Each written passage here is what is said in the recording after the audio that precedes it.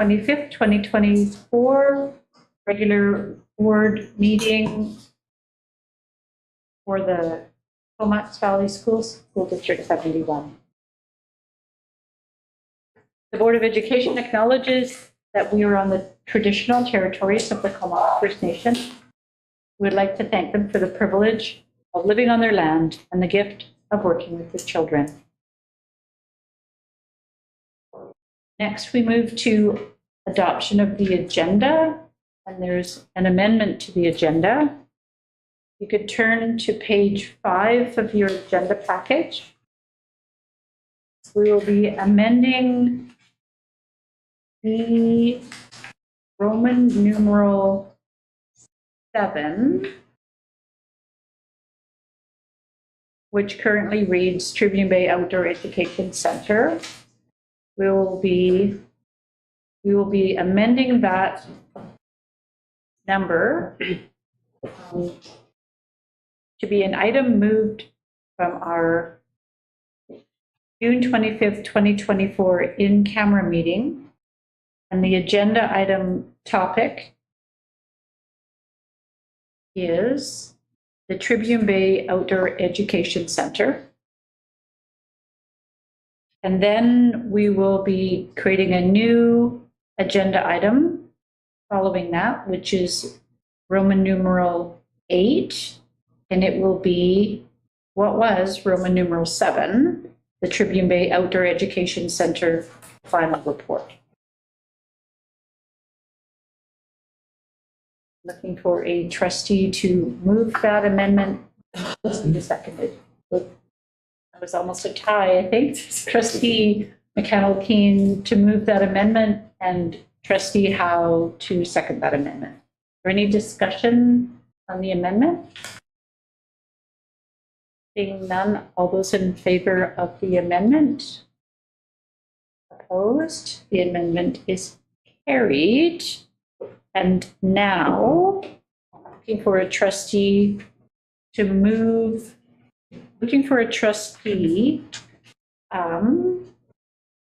that will move the amended agenda as presented. That's Trustee Howe. Thank you. And seconded. Trustee Maysack. Any discussion? Seeing none, all those in favor of moving the amended agenda as presented. Thank you very much. Next is the board meeting minutes. Looking for a trustee to. Trustee Aldinger, you are moving that the Board of Education of School District number 71 Comox Valley adopt the minutes from the May 28, 2024 regular public board meeting as presented. Wonderful, thank you. And the seconder, Trustee McConnell-Keene. Any discussion? All those in favor? Opposed? That's carried. Thank you. Have no unfinished business. And we have record of 2 in-camera minutes, 2 in-camera meeting minutes, May 28, 2024, the regular in-camera meeting, and June 11, 2024, the closed committee of the whole meeting. Okay, now I'm going to get my pages mixed up here at some point. Next is the board chair's written report, which you will find in the package. I want to start off by saying that Vice Chair Leslie was hoping to attend the public meeting tonight and was here for a little while tonight, but had to leave. And so we just hope she gets well soon and wish her all the best. And I want to thank you all for being here tonight. June has come so fast and it's almost over. And there's so much to acknowledge and to try to capture. And tonight we have an agenda bursting to be navigated together, so I will be brief. In your board package, and not included in the report, is the wonderful announcement from yesterday regarding the news for our district and the Cumberland Community School, a 16 classroom expansion and a neighborhood learning center. It has been a wonderful way to end the school year. And tomorrow evening is our final high school graduation. We look forward to the wonderful celebration for GP Vanier graduates, and congratulations to all our 2024 graduates. It has been an amazing school year, and heartfelt thanks to everyone who has volunteered, supported, and worked collectively for each and every student in the Comox Valley School District. For those who are retiring or moving on to other opportunities, thank you for your contribution. And for those who are continuing, thank you.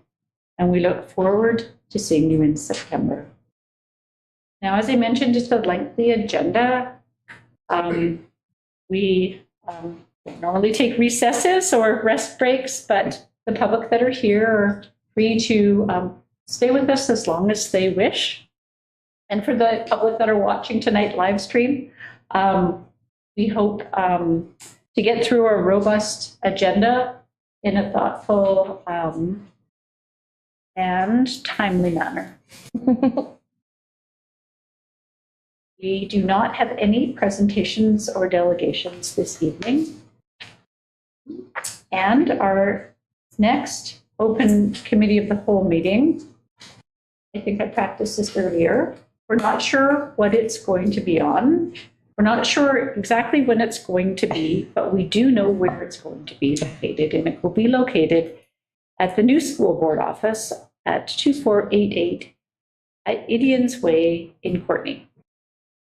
So this is likely our official last public board meeting in this room, at least for a little while. You never know how these things work, but it's, I think, pretty momentous. I don't actually know how many years that we've been operating our board meetings out of this room.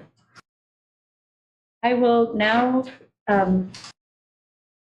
move on to the next agenda item under strategic directions, and over to our superintendent for you to begin with your verbal report, and then over to the strategic plan. Thank you, Chair. I do acknowledge that tonight, the final board meeting in this room is quite a significant board meeting. So we wanted to make sure that we would really remember tonight in this place. So I would just add that June is such a busy and exciting month. It's such a chance for us to celebrate the amazing accomplishments of our children and youth, as well as the strong learning communities that have developed over the course of the school year. I want to share just a little example today. Just this afternoon, I had the opportunity to be part of a year-end celebration in the K1 class, where it was so evident that the teachers had such a deep connection to each learner. And it was wonderful to see so many parents and families who were obviously well-connected and were a meaningful part of that classroom. I've also appreciated, and Chair Waite mentioned, tomorrow is the last graduation, and I've been able to attend the ceremonies for Nalatsi, Highland, Isfeld, Glacier View, and as well had the opportunity to attend a special event for graduating students of the Comox First Nation. I did miss Nines this year. It was scheduled at the same time as another graduation. But what I can say, and tomorrow will be Vanier's, what I can say is that listening as our graduates cross the stage, as they share their future plans and past accomplishments, it is a testament to the incredible young people we have the gift of knowing. Without a doubt, our graduates' futures are bright, and as a result, we ask our graduates to celebrate these milestones safely and responsibly, and we wish our graduating students all the best as they begin their big transition into whatever steps lie ahead. We're also aware that this month is a milestone for many other students as they prepare for the transition to middle or to secondary school next year. We also recognize that this transition can bring uncertainty to families and students, and I would just encourage anyone who would require additional supports or might benefit from it to contact your child's school. And as this year comes to an end, I'm already excited about the next year and am filled with gratitude for the work that staff does each day in the education and support of our children and youth. I wish our students, families, and staff all the best of the summer. And I do want to just give a quick shout out, because there's a few of them even here, who are 12-month employees, and appreciate the work that happens over the summer to ensure that our schools are ready and receptive for the new adventures of the next school year. And while I'm on the excitement of next school year, I think it's a perfect opportunity to transition into a conversation, further conversation about our strategic plan and where we are at. So we presented on the process of the strategic plan a number of times. And we were very fortunate to have a number of presenters from the writing team here at the Committee of the Whole Open to share various aspects of the strategic plan. And so I'm not going to go over all of those pieces. Tonight is a high-level overview, and really I want to emphasize what some of those next steps are. So we've had a busy season, as you can see, gathering student data, community input, and the writing of the strategic plan. As a brief recap, we had over 40 people from all aspects of our school community working together over 4 days, sifting through all of the community feedback, examining student data, and looking at research. So we have invested heavily in terms of time to create the educational action plan. I wanted to take a moment just to share the foundation on which the strategic plan has been built, and on each of the tables during the writing days, these values that are values that have been articulated by the board to be central to all that we do are around learning, equity, relationship, safety, and integrity. And so these are the foundational statements that form really the underpinnings of all action in the district, as well as the writing of the strategic plan. We have a little visual. This is not a final product. I think part of the piece that we'll talk about is what the next steps are to get a final product. I do want to give a special thank you to Craig for his work on trying to capture some semblance of the integration of all of these design principles. And so what we've got so far is we have defined the action plan, which really is around the strategies and structures to support the improvement around student competencies, the competencies of communication, thinking, and personal and social awareness and responsibility.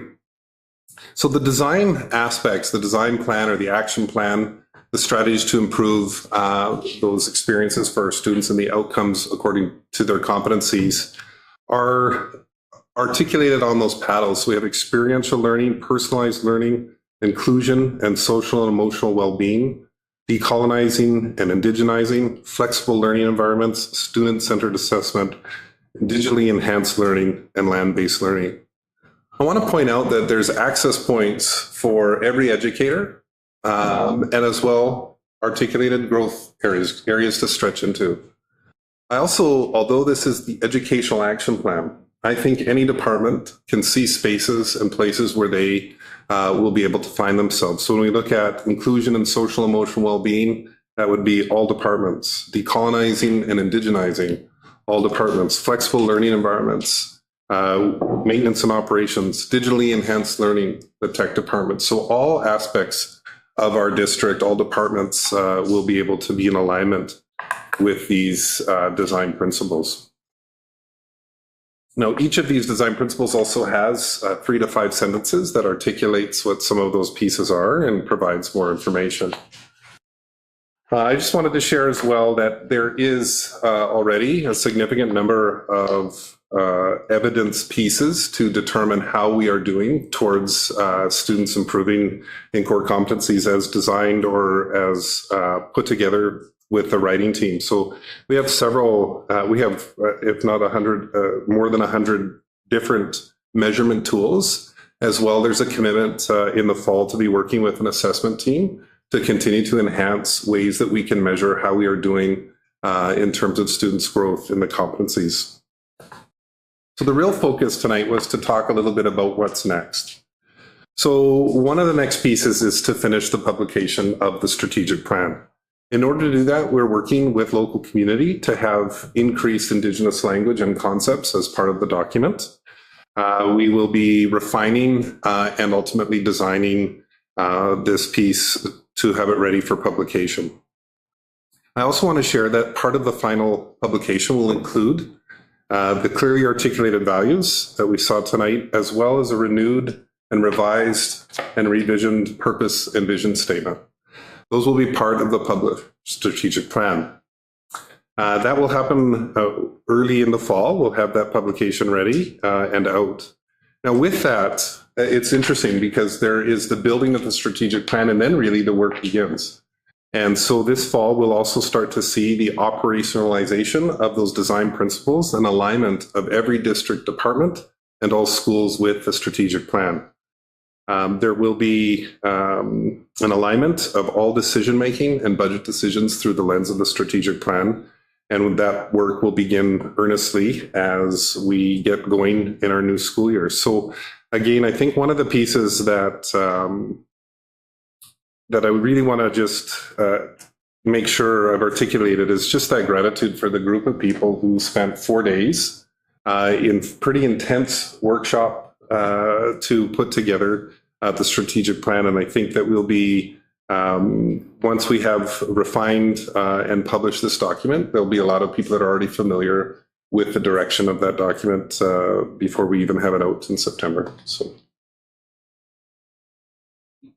Thank you. Questions? Trustee Kate? Thank you. As a trustee that was part of the writing group, I would say it's one of the most empowering experiences that I have been involved with, having community develop this process and this plan. I guess my question is next steps, and you talk about the assessment and knowing whether it's working again. And do you envision possibly having maybe a smaller group of the group of the individuals we had together on the mountain to maybe once a year or semi-annually sit down and look at what we're doing? Because this is a living, breathing document, and we adjust it accordingly based on what the needs are. And so that was my ask is, do you envision having another, maybe a smaller group of those same individuals, connecting maybe in a year from now or further down there to look at where we are, and if we need to maybe reassess some of our goals, or there's things that we're missing, or maybe we don't quite need to address at that time. That's what I mean, sorry. yeah, thank you for the question. So, you've articulated some of the answer actually, which it is an iterative document. It is meant to be alive and to shift as we develop deeper understanding of time. I did make a commitment on the mountain to further the assessment conversation and the evidence conversation with an assessment team. So there will be follow-up. And that will be follow-up to actually determine those measures.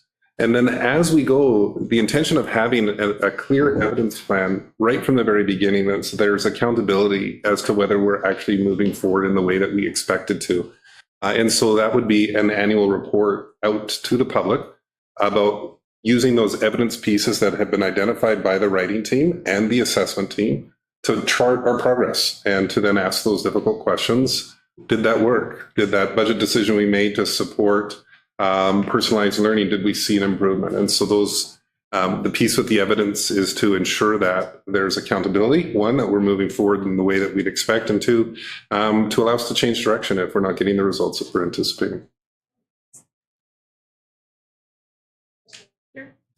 Thank you. It's really rewarding and inspiring to see this document starting to come, well, more than starting to come together, really start taking some footing. I also was one of the trustees who was fortunate enough to attend the 4 sessions on the mountain.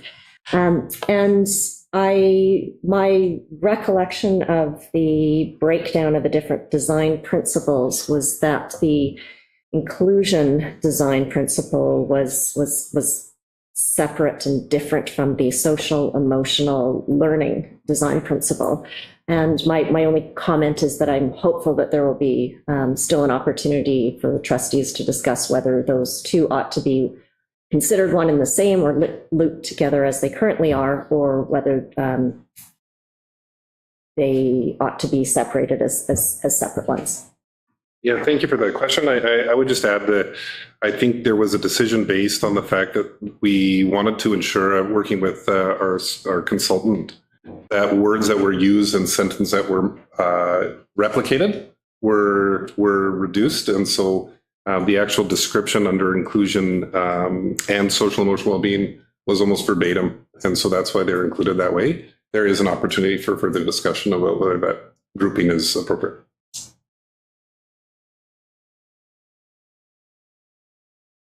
Any further comments from trustees? I guess I'd like to add further comments or questions from trustees is that I think it's been a really powerful process. having our community rights holders and partner groups and stakeholders all come together, and with the opportunity and our senior leadership and principals and vice principals and everybody else that I may not have said out loud, to be part of those 40 people in that room to do this work and to try to synthesize those hundreds of pieces of data into what we have here. And I guess I'm curious on it being in a living document and the opportunity we have to add the paddles or change the paddles. When you spoke about opportunity, I'm just curious, moving forward with whatever the board decides tonight, how you've seen it in the past with strategic plans of how they evolve. Just curious. Yeah, I think what typically evolves isn't the goal or the aspiration, but the way that we're measuring it, or the way or the action that we've taken to achieve it. What I would say, and I've heard it said by Lisa quite a few times, who was our consultant for this process, is that by asking 40 people to write together, it becomes perfectly imperfect. And so she expects it to be clunkier than if it was written by one person in a room alone. And so there's those kind of tensions that exist even within the articulation of this particular strategic plan because of the way in which it was written.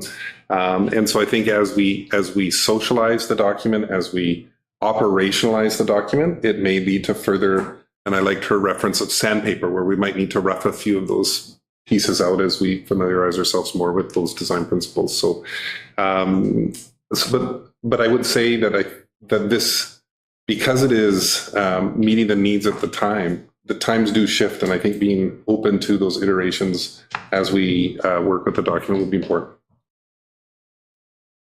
So, seeing no further hands raised. Yes, please. That the Board of Education of School District Number 71, Comox Valley, received the strategic plan briefing note dated June 25th, 2024, as presented. Seconded, thank you. Any further discussion? All those in favor?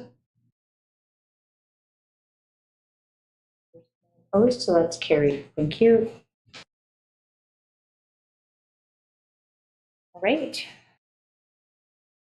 Your next agenda item, Superintendent? Yeah, thank you so much. I'll just explain why this is a little different. Normally we bring a proposed change and then make that change. I'm bringing a change that's already happened as a result of conversations and a commitment when we brought forward the conversation around fees. So we're talking about AP 506 and the change that we made from prior AP 506, which said that any parent experiencing financial hardship may request a fee waiver by contacting a principal, vice principal, or counselor. The AP 506 now reads, any parent experiencing financial hardship may request a fee waiver by contacting a staff member of the school. So this could be any staff member, and it's just meant to make that more accessible, and that was based on feedback. So thank you. I have a question with respect to this line here. Financial hardship will not prevent a student from participating in any field trip provided. And I'm wondering at the high school level, there's also a fee for some students who wish to join a volleyball or basketball. So it's not just a field trip, it's the actual enrollment in that one there. And I'm wondering the final hardship, this one just not, this one, when it says here, it says field trip, and I'm wondering if we need to look at, it's also not just field trip, it's also those activities joining a school or volleyball team, basketball team, or sports team, because those teams to join that is quite expensive for many families. So I'm just wondering if we could look at, and my apologies, I didn't catch this before tonight, because there's like a couple trees that were involved here, so yeah. So yeah, I'm happy to respond. Absolutely. I mean, the intention is that no student is prohibited from any activity or event as a result of financial pressures, family finances. So we probably need to do a deeper dive on this. I think we might have just done the quick change on the one piece of feedback, but that is intended. And I know that schools, we have a variety of communications, and so having an AP that's really clear here will be helpful in making sure parents have clear access to that information. Do you have? I was just going to ask if the or activity was inclusive of the sports and that, or if it needed to be amended, or if that encompasses it. I think we could probably be a bit clearer. Okay. And I have a suggestion that it be gender neutral. So we eliminate the he, she, and They. change that to they, or their, or whatever the correct grammar is as we go through our documents. Take care of it. Thank you. Seeing no other questions or comments for A. Trustee Caton. I'll make the motion. The Board of Education at School District number 71 Comox Valley receive the changes to the administration procedure 506 financial hardship revised June 25th, 2024 as information. Trustee Howe. All those in favor? That's carried. Thank you.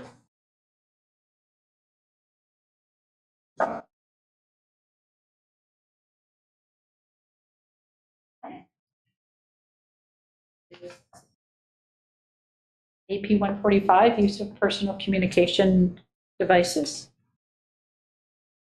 That will be Josh and Jim. Okay.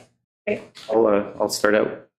As per provincial order, where all of our code of conducts across the province need to be updated on July 1st, 2024.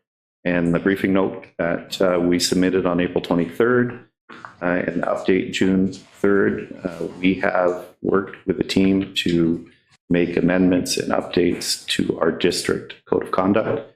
And AP, what are we on for this one? AP 145 to start. They're both interconnected now. So AP, the following motion will be kind of connected to this as well. But you'll see all the changes that were made and adjustments upon after this meeting. This will trigger all of our schools updating their school site codes of conduct as well, and working with their school teams and partners to implement over next year. Yeah. Any questions? Feel free to ask. Trustee Caton's hand. I have a question regarding number 4, and just a clarification. And what it says here is no images of students or staff in schools or at associated facilities or activities are to be uploaded to school, public, or private websites without the written consent of the person or persons and or their parents in the photograph or video. And I guess my question is that many people go to concerts and sporting activities, take out their iPhone, record their children, include other children and teachers in that, and then they go home, post it on TikTok, Facebook, and their social media. Is this saying that they also need to be cautious of posting videos from schools on their own? Is this what this intent of that is, or is it just for the students of the school? This AP is for our staff and students. Okay. However, and I'm sure our manager of communications deals with this on a regular basis, we do caution families on their personal time, what they're uploading to their personal accounts, especially if they're uploading images of children or students that are not theirs. There are concerns about that. I know that there are recommendations on the Erase website and support guides for parents around the etiquette of posting pictures personally. and also within the school environment. And there's been some recent parent workshops and staff workshops. I think we all have a lot of learning and growing in keeping everyone safe in the online environment. Excellent question. Thank you. Can I just add, I just want to make sure that we do draw a small line of distinction between public school events and school events. So for example, a graduation happening in a public venue is different than a school assembly that doesn't invite the public in. And so a sporting event, provincials, championships, that's a public event, is different than a gym class. So just wanting to also delineate those. Thank you. So I have a question, curiosity. In reading in reading through the feedback and listening to community, I'm curious why there was a decision not to differentiate between elementary and high school use, because there seems to be a lot of conversation about elementary school kids not having access, period, during the day. Just curious, what led the team to the decision making to have an across the board AP rather than a separation? So the decision making around it was, we're setting the overarching guidance. Each school will receive those survey results and work with their school teams to build their code of conduct following the overarching guidance to suit their context, whether it's an elementary school, middle school, or secondary school. In a review of what is existing, many of them have done so already, but they're missing pieces that the provincial order outlined. So once this document is in place, they'll receive the same document, the survey results that are broken down into those specific themes, and apply that to the context. The other layer is it was problematic to differentiate in the survey results the difference between elementary and secondary. We had a drop-down kind of selection, but the results did not have enough feedback to have a valid data source. So we really want to have the schools work with their staff, their local PACs and others to update their code of conduct to their context.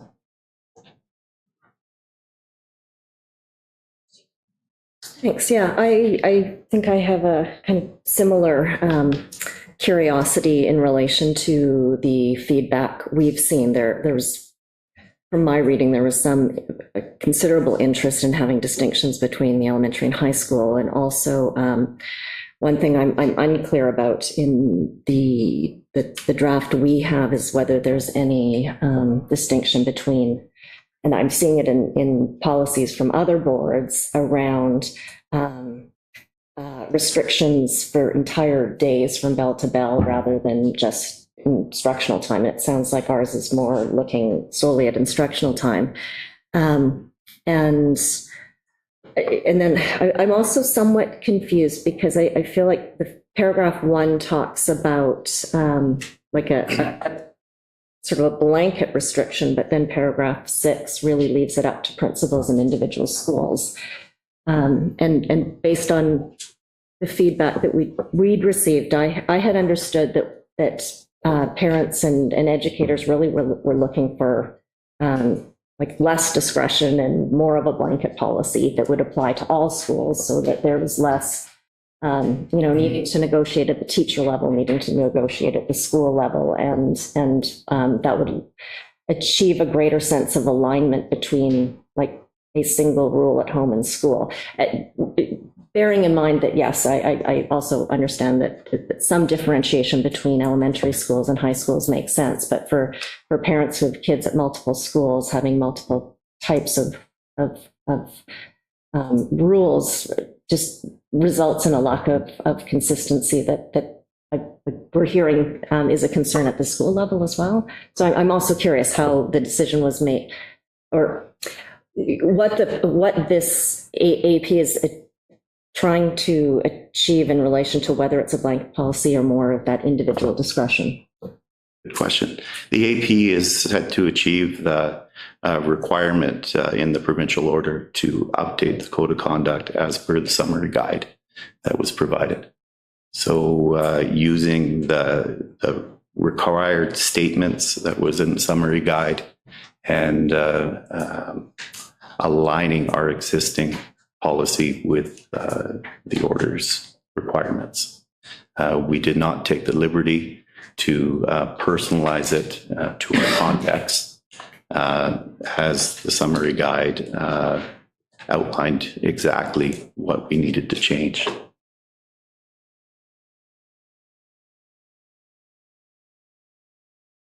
I just had a quick question. You said that this AP that you have made some amendments to is to be done by July 1st. Are the at-school codes of conduct, what's the deadline or timeline for those? Good question, sorry. Those documents to be updated and changed, is that like for September 1st for the school year? After this meeting, they will be pushed, these will all be pushed out. The schools then will be working at updating their code of conducts. I would imagine, though, to socialize and operationalize, it will take time throughout the fall. I believe our plan was September to December. And then also work at another multi-pronged approach where we're building in educational layers and support for our teachers and principals around what is a progressive discipline model look like for restricting and following their code of conduct. Mm-hmm. Yeah, and just expressing it out to parents too, so that they can help. They can be helpful on their end. This is the first step in what we see as a year, maybe more, of fine tuning and supporting these provincial orders. Thank you.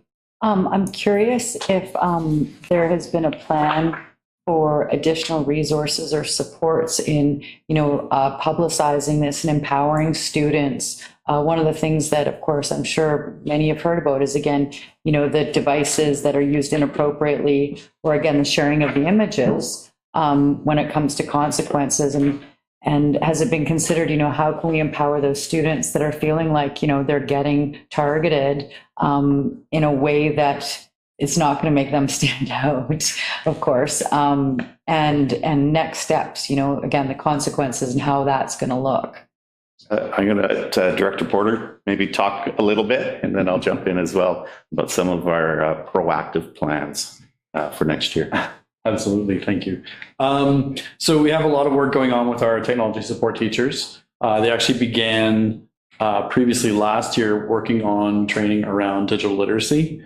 And we have a plan to increase more resources for teachers K-12 with tailored lesson plans and resources that they can use for whether it be a class lesson or maybe a unit that they want to run a little bit longer. And it's really looking at sort of those pieces you were talking about, the impacts of social media, the impacts of the device. What are the consequences? What happens when you post something online? It lives there forever, right? So building out those resources and obviously putting on a lot of workshops and supports for teachers to best implement this in the classroom that works best for them. Obviously working and fitting within the code of conduct and the revised AP as well. And then of course there are a variety of tools. I think Erase is a really good tool that is available to students for reporting if they have a concern around bullying, which obviously devices are involved in that these days quite a bit. We have a plan in place where every grade 8 will be participating in a workshop in the new school year and around digital safety and digital literacy and cell phones or personal devices, including watches and other goodies, will be part of that conversation and training. So it's a beginning. Like I said earlier, there's still much to do. Any other questions or comments from trustees on this?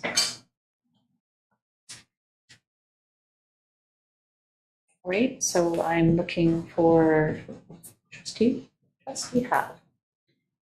To move the motion, Please. that the Board of Education, School District 71, Comox Valley, receive the changes to Administrative Procedure 145, use of personal communication devices, PDDs, revised June 25th, 2024, as presented. Trustee Masak, thank you. Second guessing myself as I was reading it out, if I was reading the right one. Like doing that. Any additional comments? Seeing none, all those, yes? Additional comments? It's a friendly amendment. It says PDDs, not PCDs. That's all. Oh, I see it. Thank you. No biggie. Well, because I read it out that way too. I know. Maybe that's, Many abbreviations. That's all. yeah. Thank you. All those in favor of the amended motion? Carried. I would like to share at this time that I'm hoping that as we work to model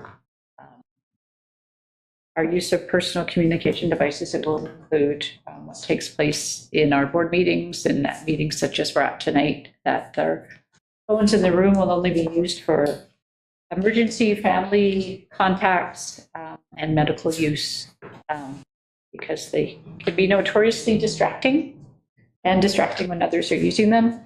I do have mine here as my clock, because I have to push a button to look at my watch. But I know that we all have things that we need to connect to, but it's how we use them. Don't wreck your phone, superintendent. But I think it's just important that we model what we're asking of our students. I will move next to my agendas.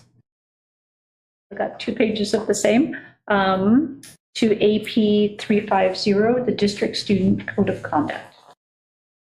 And Associate Superintendent Jay Dixon and Josh Porter, Director of Information Technology, round 2. And as I mentioned, this is interconnected. The adjustments on this document ensure there are direct connections to the AP we just mentioned, and also AP 140, which Director Porter, if there's questions, could answer.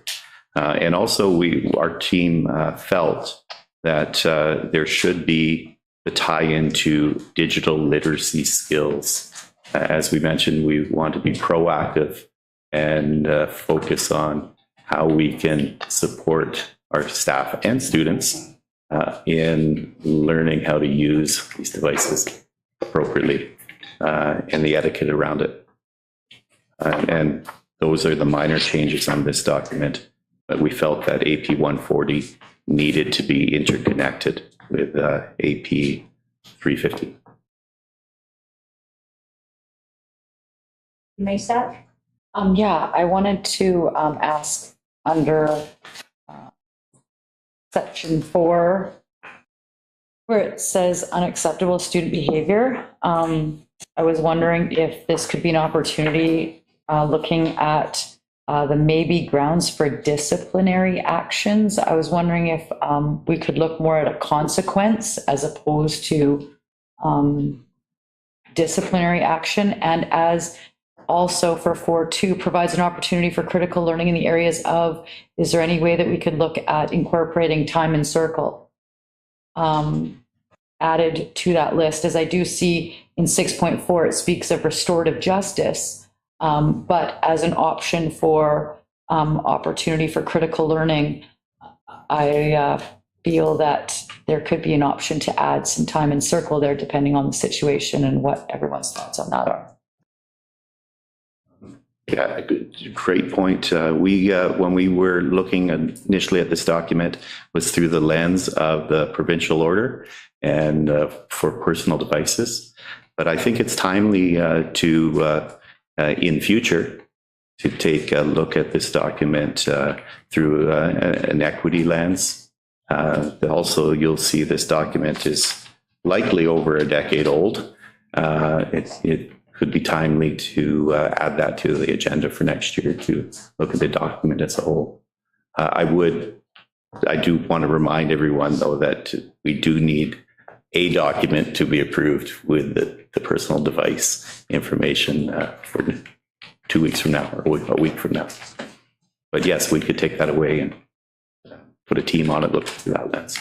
It'd be amazing. The disciplinary word makes me feel slightly uncomfortable. Our team was looking through a lens of Right. digital literacy. Yes, for sure. Thank you. Great idea. Maybe I'll just speak briefly. I think, we started with 506. There was a small change. Yeah. There was a conversation about places that really need to be added and changed. And quite simply, I'm just going to publicly state that all of our administrative procedures need to be gone through with that lens and updated. And so there's a commitment to get started on that work. It's a significant process, but I think the conversation tonight is reflective of an area of growth that we can publicly acknowledge and then commit to improving. Thank you. Jeremy? McCown, move the motion if we're ready to go forward. The Board of Education of School District 71, Comox Valley, received the changes to Administrative Procedure 350 District Student Code of Conduct revised June 25th, 2024, as presented. Please. Trustee Howe? Any further discussion? All those in favor? Opposed? That's carried. Thank you.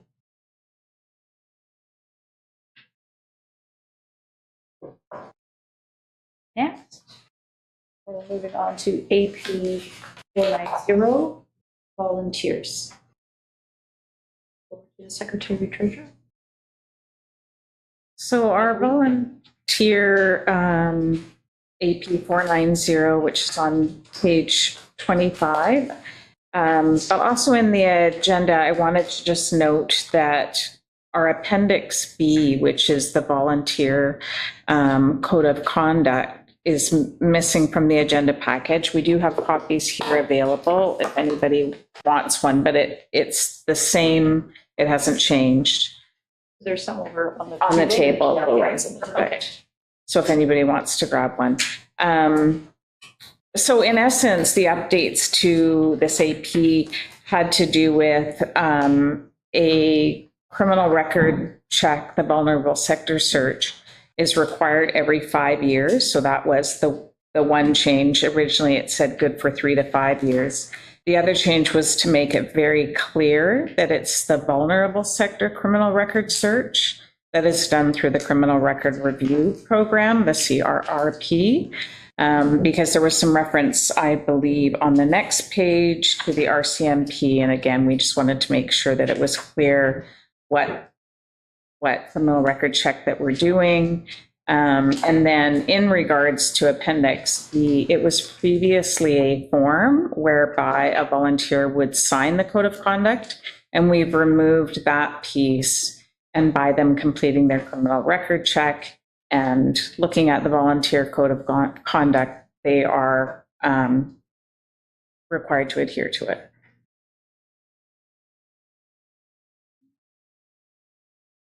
Any questions or comments from the trustees? The only comment that I would say is hopefully that inspires more parent volunteers. I know this year there was a lack of volunteers due to some of the hoops that they had to jump through or the misunderstanding of some of the information we we're trying to get from them. So I appreciate the changes.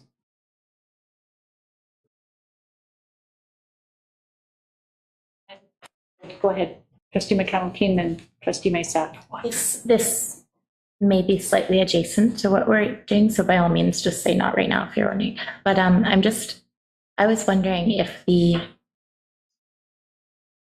first of all, if the fee incurred with the CRRP program is at the cost of the volunteer interested, and if, in that case, if a hardship policy would also help in that regard. And that might not be something we have an answer to right now. We can sidebar it for another time if we'd like. It's on my mind in this moment. Make reference to fee in here? Yeah, my understanding, I think I can answer it if that's okay. volunteers, Yeah, so you would get sent a link by the school and then you would fill it out and there would be no cost to the volunteer. Okay. And generally, unless you go and do it some other way to provide it to the school, the results just go right to the school. Okay. Yeah. Great. Thank you.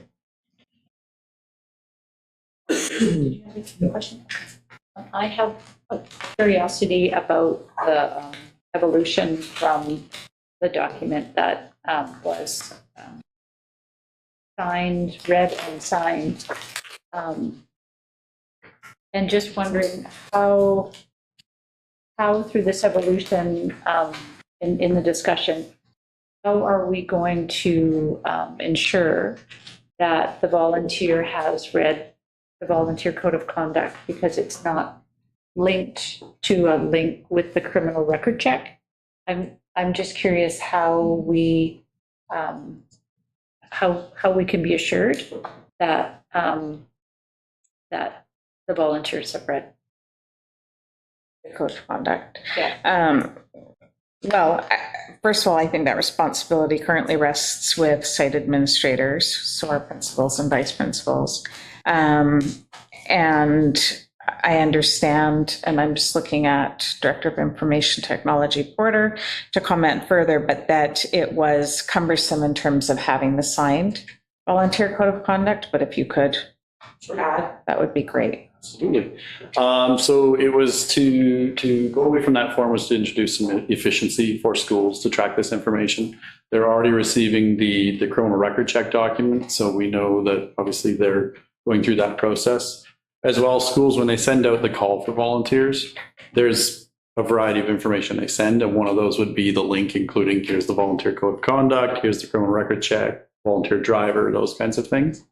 And typically that comes out early in the year from most schools, as well as we'll be making sure that all schools have this information on their website as well, so it's readily available for parents to view that way. Most schools do already have it. There'll just be some updates to provide. Any other questions for Emma? Okay. Seeing none. Who would like to make the motion? You make that? The Board of Education of School District Number 71 Comox Valley received the changes to Administrative Procedure 490, Volunteers in District Schools, and Administrative Procedures 490 Appendix A, Criminal Records which Volunteers revised June 25th, 2024 as presented. McConnell-Keen, thank you. No further discussion. All those in favor? Opposed? Carried, thank you. Next is the board authority authorized courses. Vivian Collier. Yes, thank you. So starting on page 31 in the package, you'll see the briefing note describing the courses and then the courses themselves. These are a bundle of courses for grades 9 to 12 called the Model United Nations courses. And they've been developed by Alyssa Mather and Heather Beckett at Isfeld Secondary. As you can see in the analysis, these courses are designed to develop student confidence in leadership, diplomacy, and teamwork. And they participate in Model UN Nations conferences where they discuss and propose solutions to current global issues, ranging from regional conflicts and international security to matters of human rights. These courses would be 4 credits each. Currently, it's students are already doing the United Nations model at the school. They've been doing it for several years as a club. What this would do would, adding a little bit more rigor to it with learning and assessment, would give them credits when they're seeking that for graduation for the work that they're doing. I think you'll notice there that many of the strategies and structures that have emerged through our strategic planning process are actually integrated within these courses, including experiential learning, student-centered assessment with the core competencies and flexible learning outside of school time and with multi-ages and with simulations. So we're hopeful that you're going to approve these courses. I can tell you that in talking with the principal, Brian McCaskill, last week, he told me that there are already 48 grade 10s to 12s signed up. So they're already committed to doing it. And he's also shared that this group has been to many Model UN conferences around BC, including Nanaimo, Victoria, and Vancouver. And they performed strongly and actually won some awards in that work as well. So they're hoping that eventually this will be part of a pathway to graduation through a political science program that they're developing. Thank you. Questions or comments from trustees? It looks amazing, and what a great opportunity to turn the evolution of activities from a club into credit courses. Totally. Yes, bravo. It does look great. Trustee Elgin, thank you. Yeah, just as a follow-up, great presentation. I have heard that it's partly a way of trying to bring the humanities to life as well, like to bring practical application to social sciences and humanities, and it seems like a great series of courses. Absolutely, definitely application. Yeah. Thank you. So you'll see we have a recommendation there for a motion.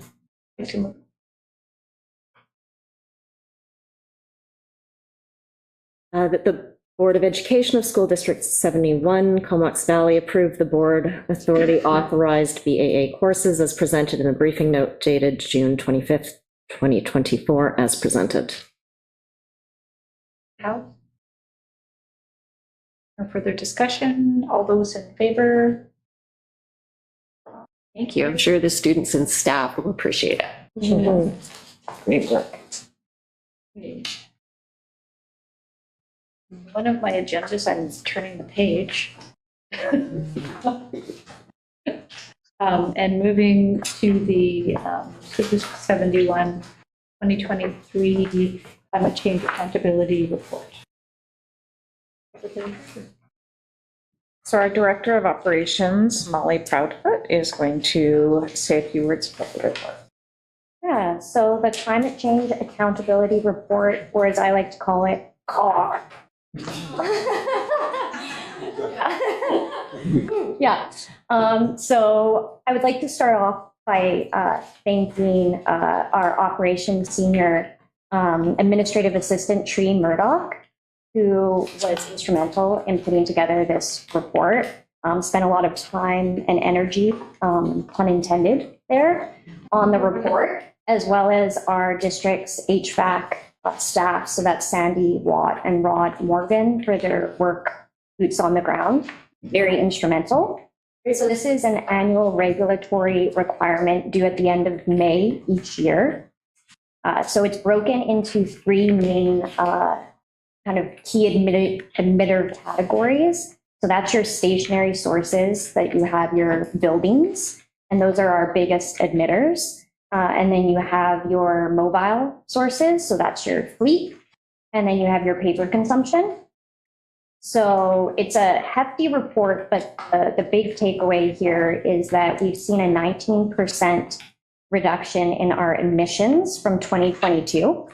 So that's equated to $10,000 worth of savings. And this is a significant reduction and directly related to the 2022-23 continuous optimization that we've engaged and was funded through BC Hydro for, as well as all of the targeted building upgrades. So that's everything from our lighting and control systems, prioritized equipment replacement with energy efficient reformers, our fuel switching, our annual recladding, window and door replacement, and installation of window films and blinds, as well as just general promotion of energy saving practices. So the result, since 2010, which is our baseline, the district has seen a reduced admissions of 30%. And a kind of an interesting point of that is our stationary admissions, which, like I said, those are the buildings, our biggest emitters. We've seen a 33% reduction since 2010. And the great news, this means that we're on track to meet our 2030 targets of a 40% reduction from our 2010 baseline. So really, we're doing great. So it's kind of continue forward with our path to reach those mandated targets. And I'd just like to say that, our leadership at our schools and at the board level, if we can continue to kind of foster a proactive approach to climate action and adaptation. So everything from principals and teachers, and we've seen that through our installation of our solar panel PV arrays that we're able to present on our monitors at our schools so people can see real time the energy savings that we're gathering. So just spreading out the message that energy savings are very important. And that's essentially what this report illustrates. Any questions? Yes. It's wonderful that the numbers are going down. Yeah. Especially with the buildings increasing. Yes. That can be tricky to do. I was waiting. Wonderful. I know it's fantastic news. It's great news. I'm curious, it sounds like a lot stems from the continuous optimization program. Yes. In a going forward sense, like does that program identify everything we can do at this moment and now we've done it? Or has it also identified areas that we can continue to improve so that we hopefully continue on the same trajectory? Because this year's reduction has been phenomenal. Yes. Can we expect more reductions in the future, or do we know what next steps are? look like? Yeah. So, I mean, continued optimization has continued in the title for a reason. So right now it's based off of our present day inventory and assets. And within that, we've received the funding through BC Hydro. So we do have a list of things that we want to do going forward in the future. And that will grow as we build additional assets, as well as when we address our systems through minor and major capital projects.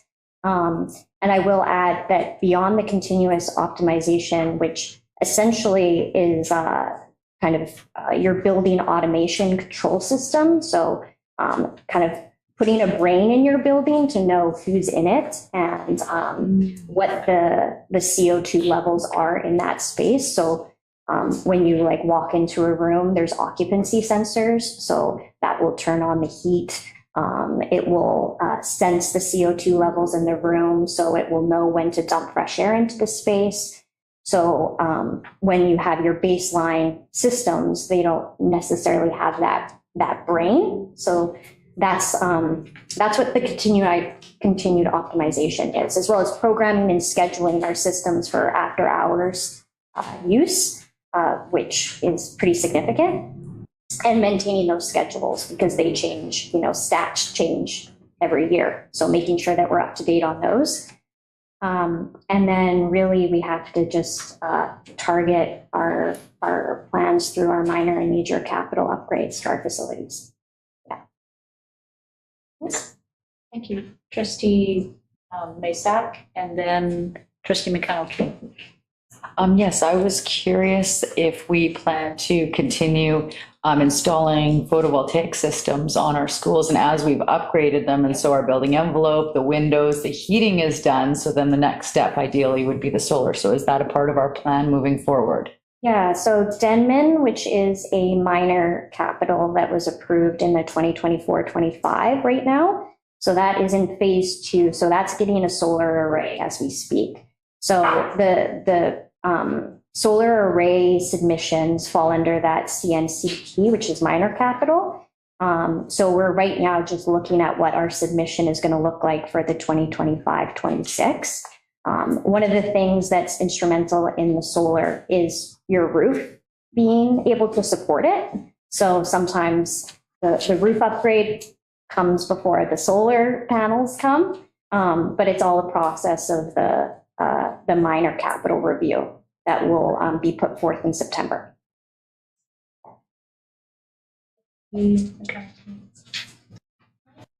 I'm curious, because I can't recall right now if there's sort of a projected date for the demolition of the Union Bay building. Yeah. So we have submitted it under our major capital. So we put it under the rural development program. So you can demolish a building under that program. It's quite significant cost-wise because it's an older building. So there's going to be abatement and disposal that is costly. So the district right now is of the standpoint that we won't demolish that until we receive the funding to do so. But it's essentially a cold building. So like if you look at its footprint for our energy, it's very minor. We've reduced it to almost, nothing. That's also in the topic item for our next agenda. Yeah, exactly. Yeah. Yeah. Okay, great. Did you have your hand up, Trustee? Yeah, I was just going to thank you again for the report. Like sometimes we get these lengthy reports and they're not as easy to read. And I just almost didn't have any questions because in past years I've been sitting on the facilities committee. So I kind of like had a grasp of what's going on in the district. And all the hard work that you and Tree and the team did to create a report that's easy to read, easy for the public to understand is just appreciated. Yeah. Thank you so much. I'll pass that along to Tree because she was. Yeah, she's a rock star. Yeah. It's great. Is there a trustee who would like to move this motion? Okay, Trustee Howe. That the Board of Education of School District Number 71 Comox Valley received the SD 71 2023 PSO Climate Change Accountability Report CAR as presented. Okay. By Trustee Mason. Seeing no further questions, all those in favor? That's carried. Thank you. Next is the briefing note on the 2025-2026 Major and Building Envelope Capital Plan by the Director of Operations. Yeah, so this is pretty short. It's the annual major capital and building envelope submission that's due at the end of June every year. So we have laid out what our intention is to submit for this cycle of funding. And it's broken down into the categories. And really just want to know if any of you have any questions. Thank you. And I actually gave Molly a heads up that of course she was prepared tonight. Anyway, so when I was looking at major capital funding, I see major and then I go to the next page and then you see on here, I've lost too many pieces of paper here. And then you go into there and you see the minor capital projects. And when I look at major, I see two high schools on here. I see Isfield and I see Vanier. And then when I go to the minor capital projects, the only thing I see, the other high school is for a kitchen equipment upgrade. So my question is what process is it for our schools to be looking at for major capital projects, whether it's a seismic, an addition, that one there? And I have to be honest, as being a trustee at this board for a number of years, Highland needs some TLC and Coda Paint can only do so much. So my question is the process, what process is district look through to look at what capital projects our schools are needing, looking at the growth in that area, especially in the Aspen School in Brooklyn and Highland will be growing and looking at that process. So mine is what process and how do we look at ensuring that all our schools get what they need to support our students in a safe, inclusive, and caring environment that's environmentally safe. Yeah, you bet. So the major capital is what we're planning on submitting in June for 2025-26. The minor capital you're referencing is from 2024-25. So those have been submitted and approved. So where we'll be looking into minor is in this upcoming September to submit to the ministry. For the improvements that I feel like the kind of TLC you're talking about for Highland, that would fall under one of the minor capital programs, because major focuses on pretty much expansion, seismic, and some other like not really relevant to improvements programs. So for Highland, just to give a little bit of a context, we just completed a cooling tower replacement, and that was quite a significant job. As well as this summer, we're planning on, it's in process, a main electrical service upgrade for that school. As well as we'll be replacing 4 roof sections at Highland, doing flooring upgrades in 11 spaces, doing LED lighting improvements in select spaces with the intention of proceeding throughout the school. Exterior painting, as well as last year we did update the Indigenous offices, and we're expanding that into an adjacent space that they use for like Indigenous focused programming, and are giving it, it's going to be a phased project. So right now it's a renovation. So doing the floors, painting, dimmable lights, LED lights, and those kind of minor improvements. But Highland, as all the other schools, will be looked at in the minor capital submission for September. And really, we just take an assessment based off of priorities of life systems. And part of that, too, is to share the love. So Highland is absolutely on our radar. I would say it's probably one of the secondary schools that this summer will be getting the most attention. Thanks for explaining the process. Yeah, you betcha. Circling back to the 25-26 major capital and build envelope submission, wondering if the trustees have any questions on that.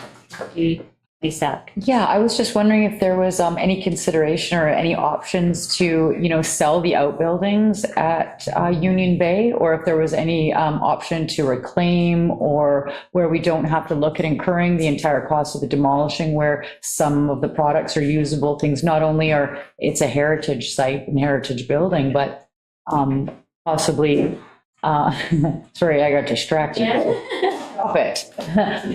Yeah, just wondering if there was, if that had been even looked at. Any options anyways, as opposed to just pure demolition.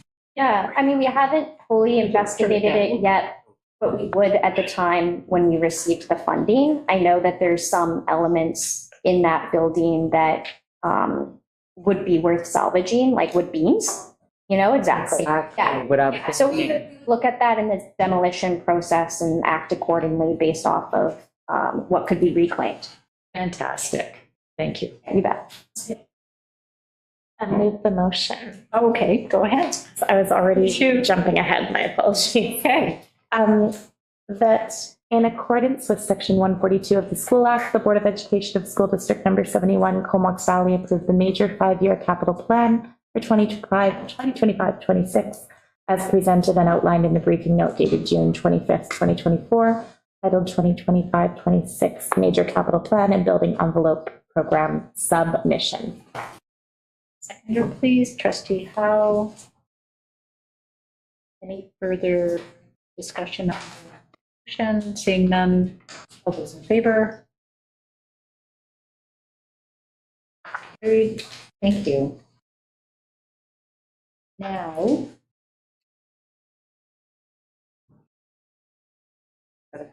lost or not, I'm moving to the capital plan bylaw. If capital plan bylaw briefing note, the secretary treasurer. On page 115 is a capital plan approval and bylaw, number 202425, CPSD 71-02. And the reason we need to do a new bylaw, because you just did one in April, I believe, is because our capital plan response letter was amended, dated May 16th. And it now includes Aspen, the 11 classroom edition. And it also makes note that Cumberland Community School is no longer in the response letter just because it's already since received government funding. But the ministry requires a bylaw, so we just have to go through that process again. And because we are doing 3 readings of the bylaw, hopefully, in one meeting, I would ask that we would do that motion first before we would get into the 3 readings. But I will field any questions about that and why we're doing it. One has questions. Any questions before we move the motion? Trustee, have you had to read the motion? I was just going to move the motion that the Board of Education of School District 71 give all 3 readings of the capital bylaw number 2024-25 CPSD 71/02 in one meeting. Please. Trustee Aldinger, thank you. Discussion? Being no discussion, all those in favor? That's carried. Thank you. Now, we have to do the 3 readings. Who would like to begin? Trustee Masak.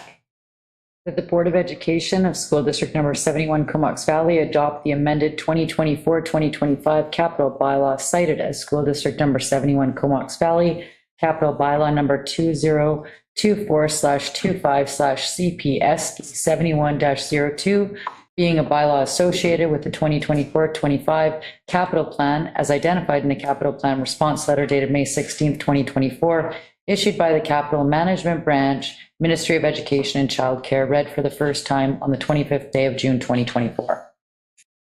Seconder, Trustee Howe. All those in favor?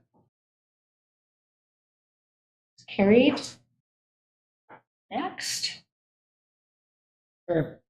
That the Board of Education of School District Number 71, Comox Valley, adopt the amended 2024-2025 capital bylaw cited as School District Number 71, Comox Valley, capital bylaw number 2024-25-CPSD 71-02, being a bylaw associated with the 2024-25 capital plan as identified in the capital plan response letter dated May 16th, 2024, issued by the Capital Management Branch, Ministry of Education and Child Care. Read for a second time this 25th day of June, 2024. Aldinger, thank you. Any discussion? Seeing none, all those in favor? Carried. And finally,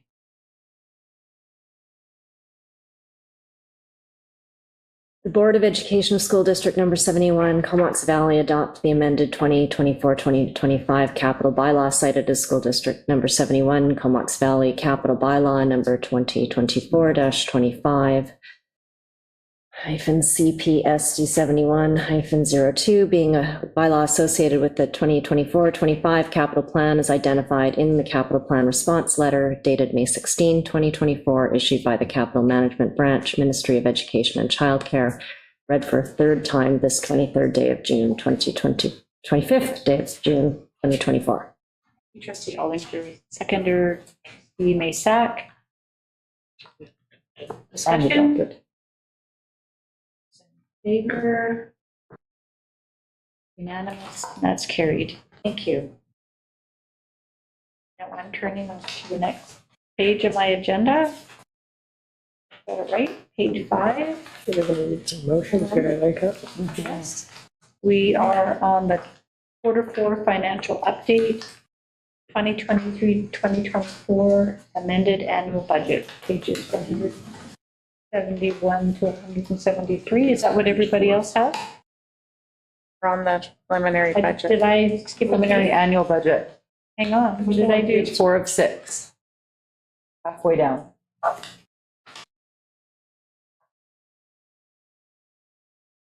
Yeah, that's where I am.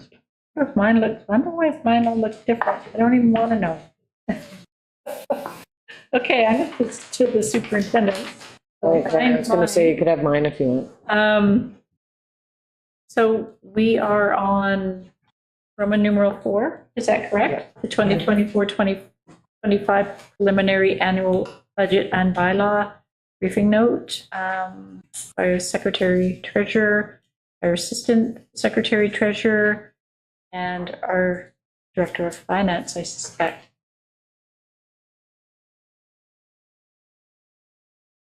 Yeah, so today we have before you the annual budget bylaw to be adopted. We presented to you the budget on several occasions throughout March, right up through June. And in the last presentation on June 11th, we provided you with a draft of the full budget along with the bylaw. So we haven't made any changes to that. This is really bringing it back to formally adopt it before the June 30th deadline today. So I'll leave it at that.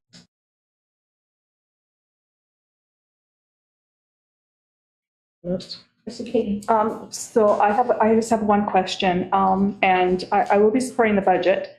But I guess my concern is that we are actually balancing the budget by taking money from our surplus. So we're kind of I guess plumping it with that extra money. And there's two things that when that happens that does concern me, and I guess it goes to the time when I was trustee on the board, when that happened for a few years, and then we were in position of deficit and we were cutting. So I look at that as possible structural deficit. And with our new strategic plan and us doing whatever it is, my concern is what precautions are we taking, I guess, for the next year to look at what funds we're getting. I know that we're growing, that does present some problems, but it also brings in some funds so that we're not going to be in a structural deficit next year, the year after, as we move through with our new strategic plan and all the other things we have to do as a district. So that was my one concern. I know the budget will get passed, but I'm looking next year and the year down the line that we're not going to be cutting because we are in a structural deficit. Yeah, I mean, I think the fact that we are using surplus in order to balance the budget indicates that there's a structural deficit that we need to take a look at. And in this current year, again, we're using surplus, and we haven't talked about how we're going to use our remaining surplus. That's at the next agenda item, but we will only be using that for one-time costs so that doesn't add to it. But what I will say is we've had discussions as a senior leadership team, finance team, leadership team, that we really need to take a look at our budget process and at the structural deficit piece to determine, what's causing that. We will, engage in a line-by-line exercise, meet with department heads. And I really appreciate that you mentioned the strategic plan, because within that exercise, really, it's important for us to ensure that we can look at our budget, all of us can look at our budget, the public can look at our budget, and really see the alignment between our new strategic plan and our budget so that that's crystal clear. I hope that answers your question. And Answers mine, thank you. Okay. Let's see if any trustees have any other questions or comments before we move forward.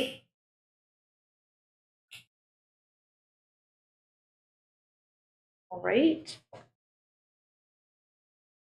It does not look like we accept this briefing note, that we move straight to the bylaw. Looking for a trustee to read the first motion, please. Trustee Caton. That the Board of Education of School District number 71, Comox Valley, give all three readings of the School District number 71, Comox Valley annual budget bylaw for the fiscal year 2024-25 in one meeting.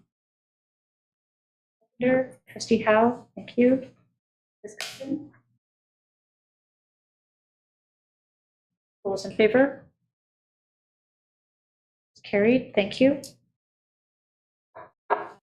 And who would like to do the first reading?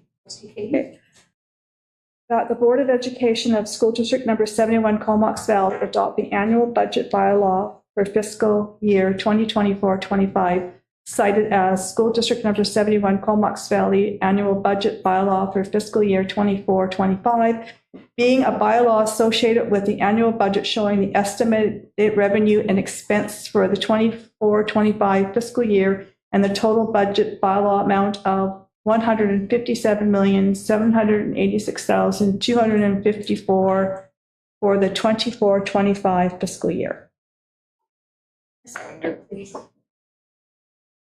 I'll second it, but there was a mistake in the reading of the amount. Does that make a difference in the motion? It does, and I think I heard that as well. So My apologies. It's no problem. 6 o'clock's a long morning. I'll give it another try, trustee King. The water first, okay. It's the amount, I think. It's the amount, don't worry. It's okay. No, we have to actually, you have to say it correctly, and it's just part of the bylaw. I used to, when I first started, it was only like 65 million. It's 157 million. It's different. The Board of Education of School District Number 71 Comox Valley adopt the annual budget bylaw for fiscal year 24-25, cited as School District Number 71 Comox Valley Annual Budget Bylaw for fiscal year 24-25, being a bylaw associated with the annual budget showing the estimated revenue and expense for the 24-25 fiscal year and the total budget bylaw amount of $157,785,254. Can I say it like that? Mm-hmm. Okay. For the 24-25 fiscal year. You just sort of just read for the first time? Yeah. It shouldn't say adopted. Read for a Read first for the time. first time and adopted this 25th day of June, 2024. Thank you, trustee Powell, for seconding it, now that we finished it. Any discussion? All those in favor? No one's opposed, that's carried. Okay, trustee McConnell-Keen? I'm good. That the Board of Education of School District Number 71 Comox Valley adopt the annual budget bylaw for fiscal year 2024-2025, cited as School District Number 71 Comox Valley Annual Budget Bylaw for fiscal year 2024-2025, being a bylaw associated with the annual budget showing the estimated revenue and expense for the 2024-2025 fiscal year and the total budget bylaw amount of $157,785,254 for the 2024-2025 fiscal year, read a second time this 25th day of June 2024. Yes, please. Trustee Aldinger, thank you. Discussion? All those in favor? Opposed? That's carried. Thank you. And lastly, trustee Maysack.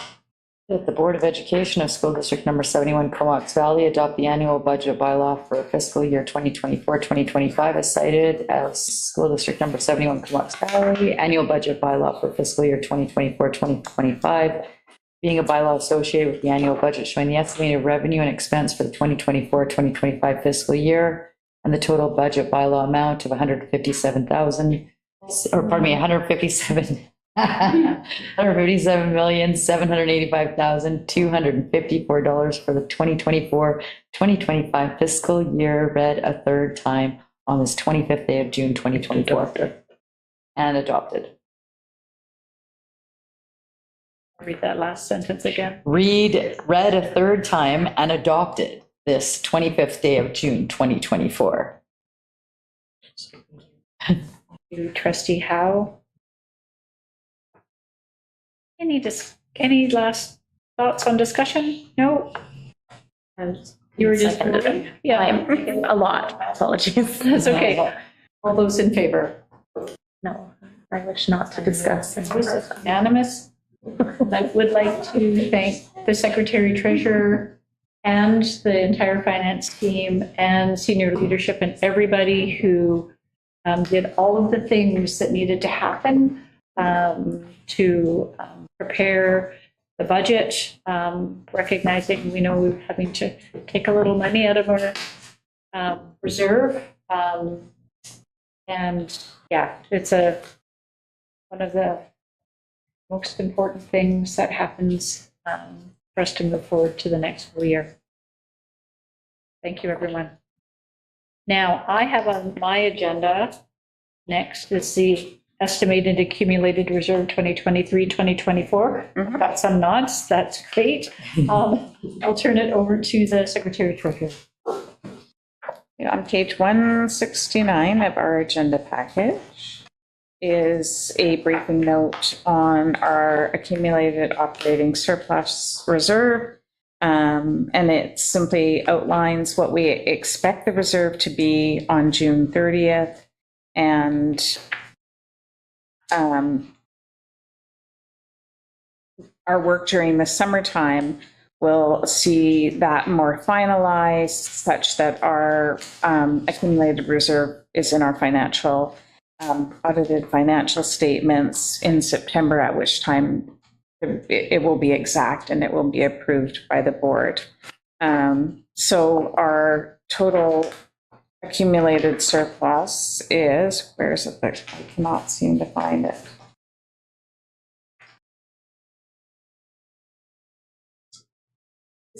Did you want me to just?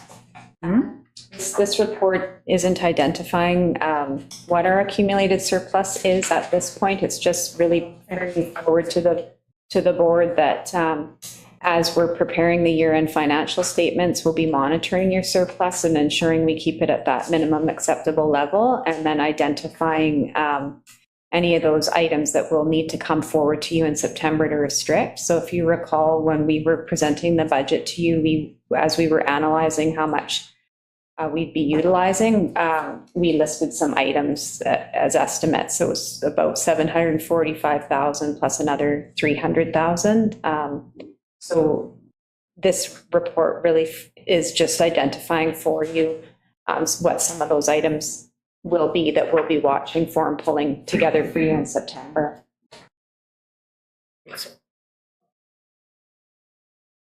Thank you, Jennifer. I'm hopping into Q4. To the next one. I might have said it. I might have said it. So it's the process that will be used by the district and the board in decisions related to the accumulated operating surplus. That's correct? That's correct. Just identifying those lists of what those items will be that will be setting aside funds for your upcoming school year. And that list, the board will approve at the September board meeting. That's correct. Yeah. Okay. What I thought, just needed to double check. Trustee Caton? So I'd like to make the following motion that the Board of Education of School District 71 Comox Valley receive the estimated accumulated reserve 2023-24 briefing note dated June 25th, 24 as presented. Thank you. And Trustee Howe seconding, thank you. Follow-up questions? No, seeing none. All those in favor? That's carried. Thank you. Now, I think we're on Q4 financial update, 2023-2024 amended annual budget briefing note, page 171. That where we're at? Okay, good. It is, although I have the same insert as you do, and Okay, that's why, okay. It was a bit confusing. Okay. Actually, I'll hand it over to our Assistant Secretary Treasurer Nelson to provide the briefing note, which is quite a brief briefing note. Sure.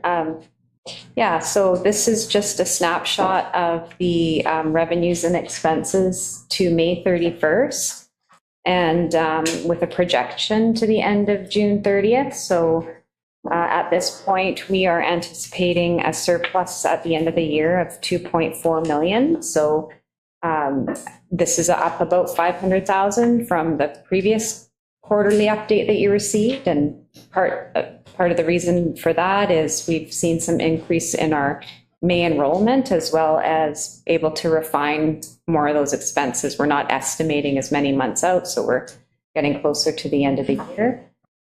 So this is good news, and we're anticipating that we'll be able to keep the surplus, the contingency reserve in line, and allow for some funds to restrict at the end of the year to help us into that next year. And as you'll recall, we are relying on about $800,000 of that to continue our operations into the next year. And I think that's really all there is to say. Most of the descriptions of any of those variances are within the report on Appendix A on page 173. And I'll just leave it at that. If there's any questions.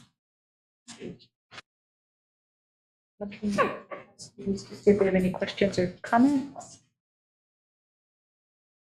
Okay, this is you said it is a good news, and it's better to be in the green than it is to be in the red. Thank you. No questions, please go ahead. That the Board of Education of School District Number 71 Comox Valley received the Q4 financial update 2023-2024 amended annual budget briefing note dated June 25th, 2024 as presented.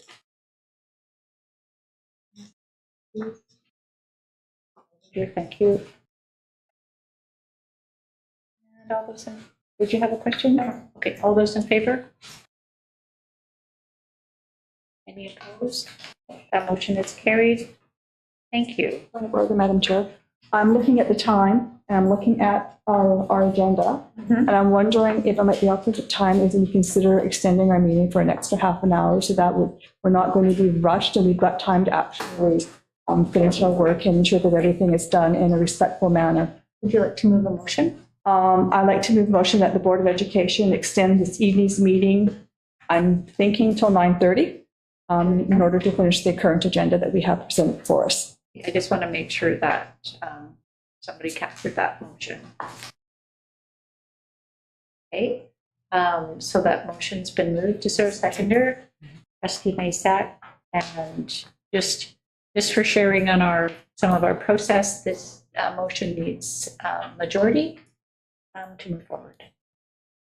So any discussion? All those in favor? That's carried, and thank you very much for that. Good timing.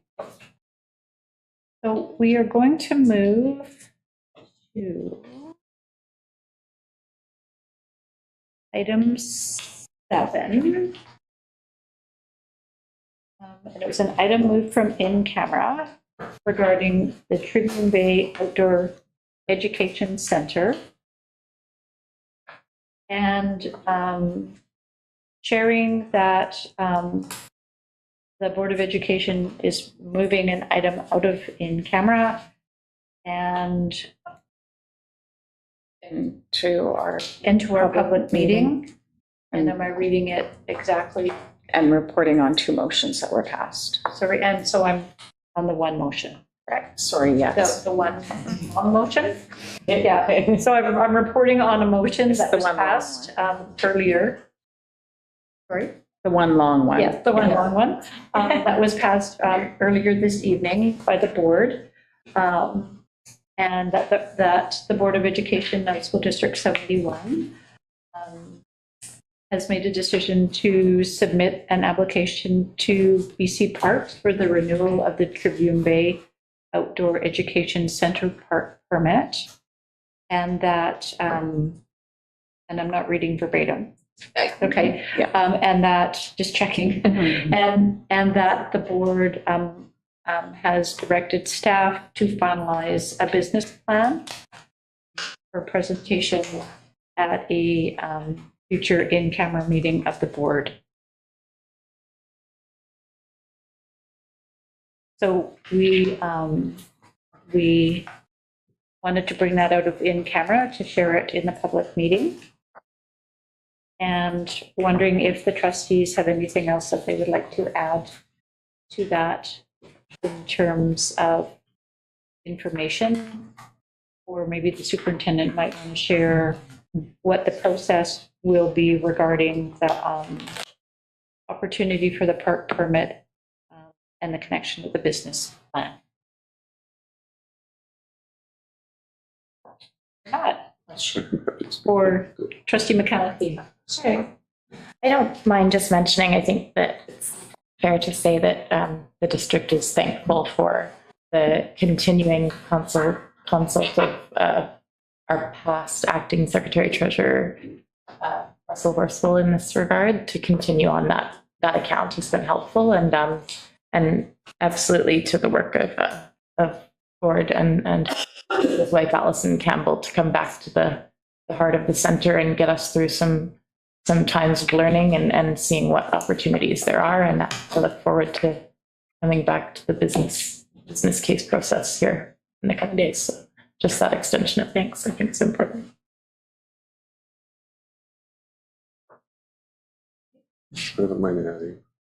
If I could, yes, thanks. I was going to add my gratitude. Actually, it's interesting as part of this process, there was an opportunity to visit the site as well as have a day of meeting with a whole bunch of people connected to Tribune Bay. And it was a real gift to connect with Gordon Allison Campbell, who really kept Tribune Bay alive through love and extra efforts. And it was so evident, so interesting to have a retired executive director back to try and support the next steps for a place that he and his family dedicated a lot to see move forward. So part of the advice, I think, and what was shared earlier is just around ensuring, I mean, we've just passed a budget that's a structural deficit, and the recognition that as valuable as this center is, that it needs to have a sustainable business plan that doesn't continue or that doesn't draw on operational funding to maintain. And so what staff have been tasked with is to see if there is a model that will staff the site sufficiently to provide programming, but will do so in such a way that the programming it generates is revenue neutral to, at worst, to the district. So that's the work that staff will conduct and will bring back to trustees to see, and if that business plan is sustainable, that will be part of the exploration of the board. And so that's the work that we'll engage in, and I appreciate the fact that in order to engage in that, there's a timeline to the park permit renewal process that runs in front of the ability to provide a sustainable business plan. And so the motion to approve the renewal of a park permit is not a commitment to having Tribune Bay under the auspices of the school district for the next 10 years. It's to ensure that if there is a sustainable building plan, that the renewal of the park permit timeline doesn't discount the opportunity for that possibility. And so just to clarify that the renewal of the park permit is to ensure that if there's a sustainable business plan, that door hasn't closed between the school district and Tribune Bay. So. Thank you. So I will then move to the next agenda item, which is receipt of the final report. To move that motion, please. Go ahead. That the Board of Education of School District Number 71, Comox Valley, received the Tribune Bay Outdoor Education Center final report dated June 10th, 2024, as presented. Thank you, and thank you for seconding Trustee Howe. Any discussion? Those in favor? That's carried. Thank you.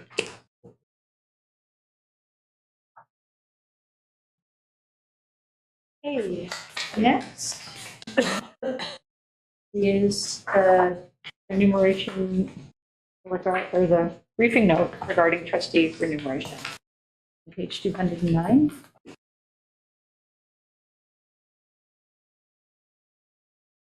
The briefing note that's provided on page 209 is in respect of trustee remuneration.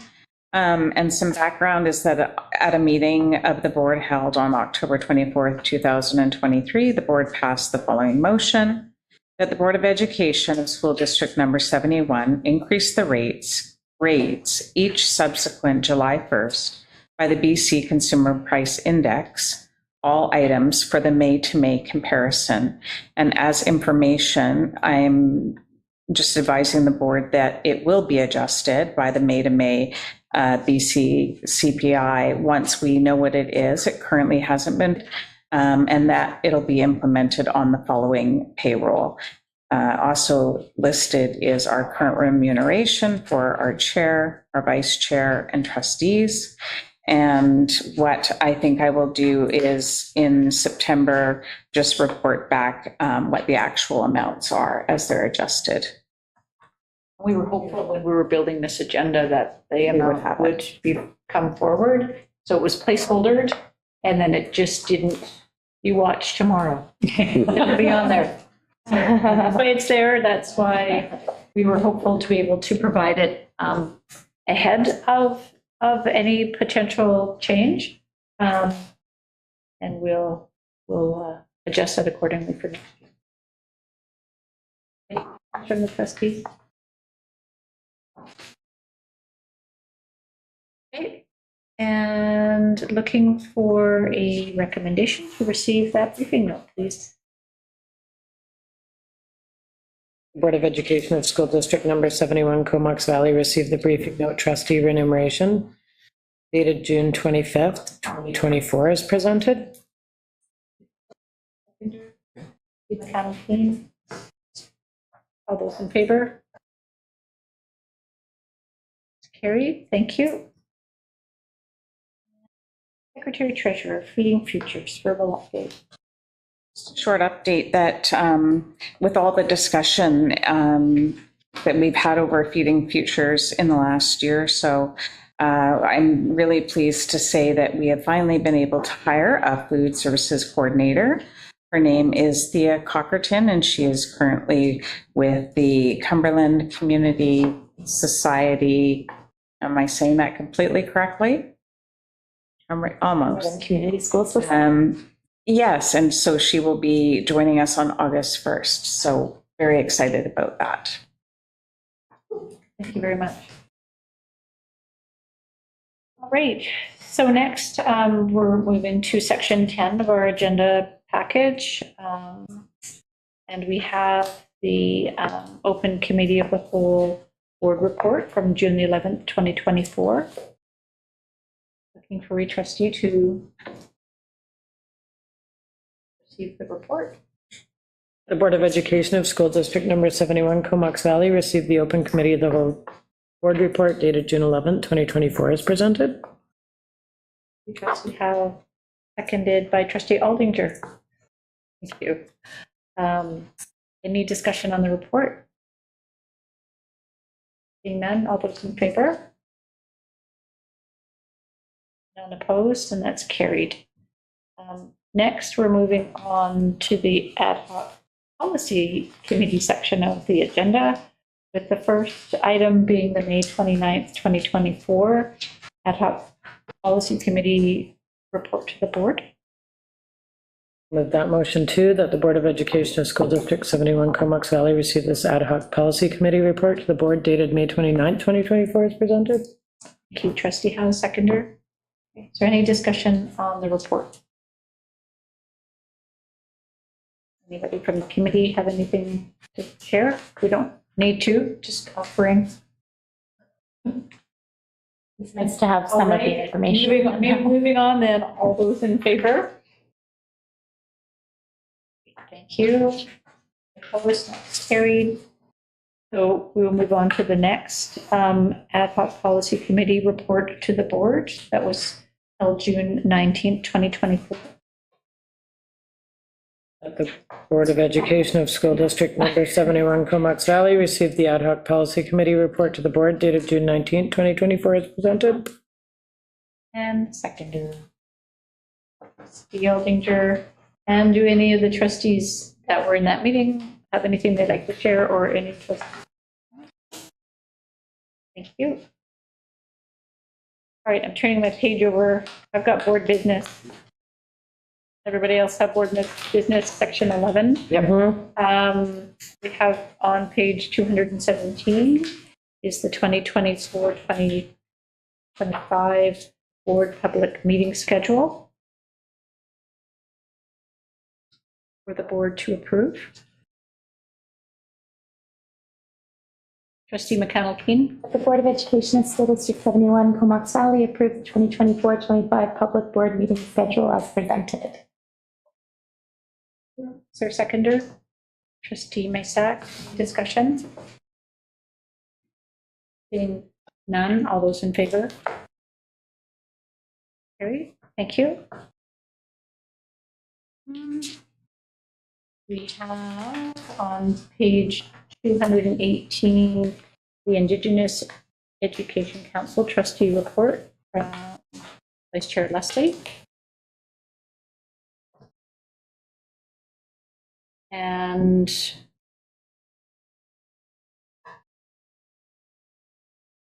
moving on.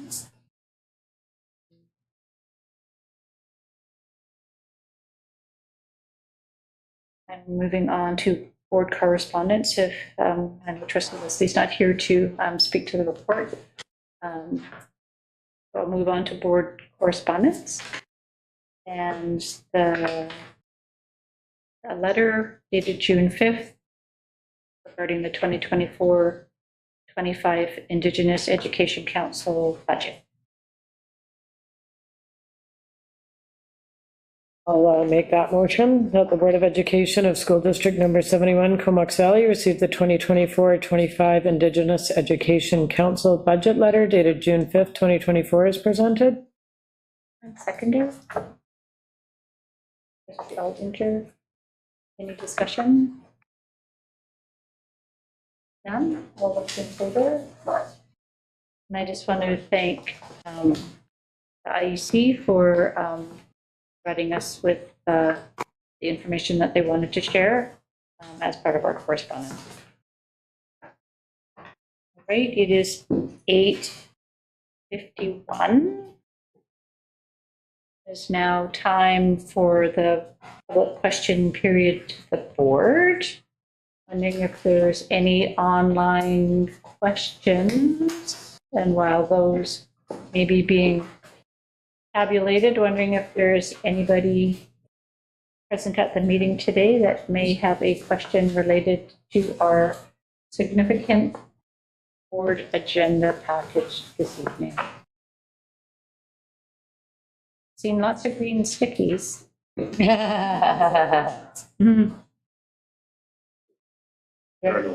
Okay, no online questions? Go ahead. Thank you. We're glad to see updates to the PDB as just a hot topic for parents. We find that there is a strong consensus among parents that students should not have phones out of schools, especially elementary, with the caveats of medical devices. Sorry, is there a question? Teacher exceptions and IEC. Can you outline how schools update their individual device policies for concerned parents? And this is a question to the chair, but likely through to staff. Okay. Can you repeat the question?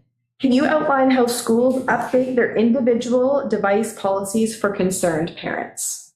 And then I have another follow-up question when that's done. Yeah, Associate Superintendent Jay, do you want to answer that, or? Repeat the question one more time. We're updating it for all parents, not just the concerned ones. So Yes, well, I think what was said, if I'm following it correctly, is that you guys have this policy. Okay. You are communicating to the principals to revamp the school policy. So the question would be, how will that happen? And can you the steps of that? What does that look like? So how will these schools, principals, update these policies at the school level? Because you talked about school teams, but there was no definition of what a school team is. So who is a school team? As an outsider, I don't understand who that is and what makes up a school team. And I'm not sure if that is in correlation to who's deciding this. How that system will roll out is the question. thank you for the clarification. And I'll clarify that these are not policies. These are our administrative procedures and according to the provincial order, updates to our code of conducts. So just policy is not the correct terminology. There was a briefing note on April 23rd that outlined all the implementation plan down to 6 steps with dates. So connecting to how our schools will be working to implement the adjustments to the code of conduct. September to December 2024, there'll be communication and training. One of the bullet points was develop a communication plan to inform students, parents, teachers, and staff about the updated code of conduct, emphasizing the rationale behind the changes and how they'll be implemented, connecting to the support guide provided by the ministry. They'll also provide training sessions and workshops for teachers and staff on enforcing the new policies effectively and consistently. They will be taking their existing code of conducts, comparing it to our district code of conduct and AP, and working to operationalize and socialize that in the new school year. Number 6 on the plan, they'll be rolling out the updated code of conduct beginning of next year, as I mentioned, monitoring compliance, assessing impact on students' behavior, academic performance, and overall school climate. And they'll be adjusting as needed based on ongoing feedback of parents and others and evaluation of improvement.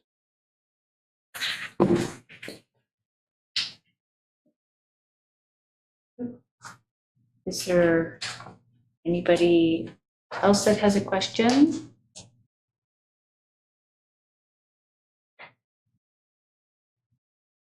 Just wondering if you have a subsequent question. Okay.